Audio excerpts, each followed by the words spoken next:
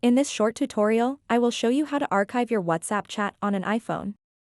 Archiving a chat allows you to hide it from your main chat list without deleting it completely. This can help you declutter your chat list and keep important conversations easily accessible. To get started, open up the WhatsApp application and then tap Chats. After that, find the chat that you want to archive. Then swipe the chat to the left, just like this. And then simply tap Archive. Your chat will now be moved to the Archive Chats section. You can follow these simple steps to archive any WhatsApp chat or group chat. So that wraps up this tutorial. If you have any questions about this whole process, please let me know in the comments section below. And if this video helped you out, please give it a big thumbs up and subscribe to this channel for more tutorial videos like this one.